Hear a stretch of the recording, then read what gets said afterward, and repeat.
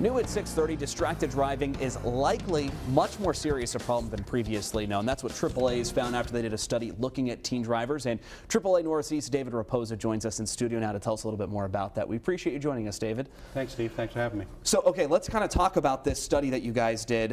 You looked at a lot of videos of teen drivers, right? What else did you guys kind of uncover in this study? AAA had access to 1,700 clips of students driving with the camera inside the car. So we took a look at the last 6 seconds before crashes and found out that the distraction level is about 4 times than people already thought. We knew that kids were distracted, but we didn't realize how bad it actually was. And I think also in that study you found that when there was a crash, 58% of the time it was because of a distraction. It was because of a distraction, and the top 2 distractions are other passengers in the car and the use of cell phones. Gotcha. So, I mean, I think probably cell phones is a no-brainer to a lot of people out there, but the fact that it's other people in the car that's distracting them, I mean, that's a problem, right? It really is, because those are the top 2 areas where the kids really need to be able to focus, not worry about the phone, not worry about the friends. But what we saw was the video showed the last 6 seconds before the crash.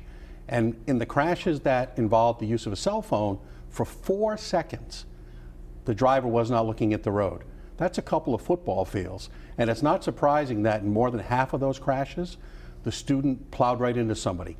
Never stepped on the brake, never tried to swerve, because they never saw it. They were looking at the phone, for those 4 and seconds. they just plowed right into the person in front of them. So obviously this is about teen drivers, and we've been looking at some of that video right now. Does this send a larger message about all drivers in general, though? Well, I think it does. I think there are maybe 2 messages for adults. One is that they still get to set the example for their kids when they're young and they're wearing their seatbelt or not wearing their seatbelt. But also right now, when the kids get their permit, they're 16, they get their first licenses, they're not ready. It's going to be 5 years before they're any good. And the law says you have to have 50 hours of supervised practice. So there's great opportunities here for parents, not only to be role models, but to actually go out there, teach the kids how to drive, and explain to them the problems of using cell phones or other distracting items, and most of all, not do it themselves. If mom is talking on the cell phone and telling you not to do it, you're going to do it. Good point, good point. As a former teen driver myself, I can also say 5 years is a good amount of time until you become any good at driving.